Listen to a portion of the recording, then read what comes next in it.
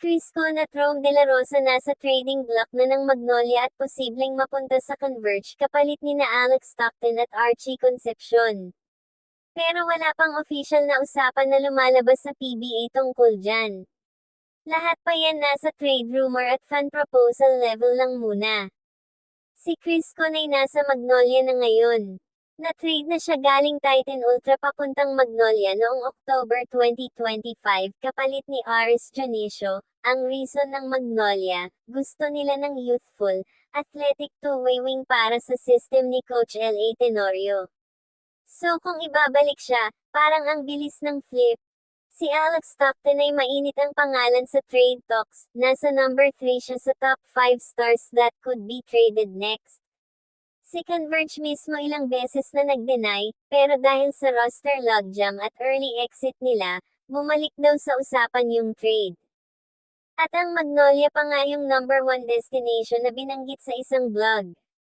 Bakit daw, need ng Magnolia ng big guard 6'2" para makapartner kay Jerome Lastimosa. Fit sa defensive identity ng hotshots at 41% sa 3-point line shooter siya. Sa backcourt nila medyo umaasa pa kay Mark Barroca at Paul Lee na veterano na. Si Archie Concepcion, wala pang specific rumor na sasama siya kay Alex Stockton. Sa Converge, kasama siya sa forward rotation nila kasama si John Lloyd Clemente. Pero dahil siksikan na sila sa wings dahil kay Juan Gomez de Leaño at Justin Baltazar, pwede talaga siya maging kasama sa package. Si Rome De La Rosa, lumalabas din sa Magnolia trade discussions. Sa isang NLEX Magnolia rumor, si Rome De La Rosa daw isa sa mga often surface in trade discussions, kapag nagbabalance ng roster ang hotshots. Naka 25.2 minutes per game pa nga siya, at number 5 sa team. Kung mangyayari yung Alex Stockton at Archie Concepcion for Chris Con at Rome De La Rosa, ganito ang logic. Para sa Magnolia, panalo agad. Kumuha sila ng prime scorer at defender na si Alex Stockton at young forward na si Archie Concepcion. Solusyon sa aging backcourt nila at kulang sa spacing. Para sa Converge, kukunin si Chris Con na 6'5" athletic wing na pasok sa UAAP culture nila, plus si Rome De La Rosa na veteran 3&D na may championship experience. Sakto sa gusto ni Coach Dennis Pineda na size at veteran presence. Kung matuloy yung Alex Stockton at Archie Concepcion for Magnolia, at Chris Con at Rome De La Rosa for Converge, malaking galaw yan sa both teams. Ito yung posibleng mangyari. Sa Magnolia Hotshots, backcourt upgrade.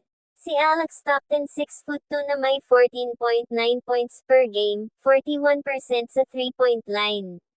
Sakto siya maging running mate ni Jerome Lastimosa. Hindi na iisa lang taga-create ng shot pag nakaupo si Paul Lee at Mark Barroca. Medyo veteran na rotation ng Magnolia. Si Alex Stockton 28 pa lang, si Archie Concepcion 30. Bagong energy. Instant contender pa rin. Mas mabilis, mas may spacing.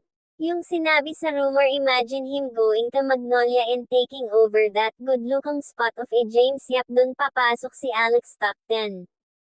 Ang isasakripisyo nila at nawala si Chris Con, nakakakuha lang at si Rome De La Rosa naglugay at defender. Pero kung title ang habol, goods ang trade. Sa Converge Fiberxers, size at veteran presence. Si Chris Con 6'5" athletic wing at si Rome De La Rosa 3&D veteran. Yan yung kulang nila nung natalo sa Hinebra, wala pang tumatayo sa dulo. Mas magbabalance yung lineup, mas athletic, mas depensa, mas may experience sa playoffs. Si Chris Con pasok sa UAAP culture ni Coach Dennis Pineda at Justin Baltazar. Ang isasakripisyo at nawala yung best scorer nila si Alex Stockton. Pero kung roller coaster talaga laro niya, mas pipiliin ng Converge yung consistency. Sa buong PBA landscape, ang Magnolia ay babalik sa finals contention agad. Nadagdagan ng prime guard yung core nila. Sa Converge magiging mas playoff tough at less talent pero more balance. Hindi na puro bata. Pag gumalaw tong dalawang malalaking team, susunod na yung iba. Baka magsabay-sabay na yung mga rumor. Ang risk lang sa chemistry, si Chris Kun kakakuha lang ni Magnolia. Si Alex Stockton cornerstone dati sa Converge. Baka matagalan ang adjustment. Si Coach Dennis Pineda na mismo nag-deny at sabi niya walang trade at nakakaapekto sa moral ng mga players, so kung itutuloy, dapat convincing yung package. Para sa akin, panalo sa short term ang Magnolia at long term ang Converge. Pero kung pipili lang ako ng isang panalo ngayon, Magnolia yung mas panalo sa trade na ito, dahil may immediate impact si Alex Stockton, elite shooter at scorer na. Si Archie Concepcion rookie na may upside. Yan yung eksaktong kailangan ng Magnolia ngayon, bata pang guard na pwedeng humataw kasabay ni na Jerem Lastimosa at Mark Barroca. Hindi na magpapa 40 minutes si Paul Lee. Nasa win now mode pa rin ang Magnolia. Nandyan pa si Xavier Lucero, Ian Sangalang, at Mark Barroca. Pag sinabayan mo ng Alex Stockton yan, finals team ulit agad. Ang Converge may laban pa rin. Balance at sobrang siksik na sila sa guards. Dumating pa sina Juan Gomez de Liaño, at papasok pa si Dave Ildefonso. Pag nakuha nila si Chris Kun at Rome De La Rosa, nagkasay sila at veteran leadership. Yan yung kinulang sila versus Hinebra. UAAP boys si Chris Kun at Justin Baltazar. Si Rome De La Rosa kilalang championship player. Pasok sa sistema ni Coach Dennis Pineda na gusto ng depensa at disiplina. Kung hindi na masaya si Alex Stockton sa role niya, mas okay na i-trade habang mataas pa ang value. Tapos kumuha ng dalawang players na mag-fit.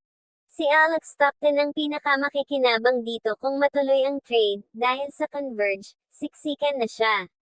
Andyan na si Juan Gomez de Liaño, at papasok pa si Dave Ildefonso. Nagiging third option na lang siya. Sa Magnolia, siya agad ang magiging number 1 or number 2 scoring option sa backcourt. Katabi niya pa sina Xavier Lucero at Ian Sangalang na magbubukas ng spacing para sa kanya. Perfect fit sa sistema ni Coach L.A. Tenorio na mahilig sa guards na tumitira. Pwedeng maging next James Yap role talaga siya doon.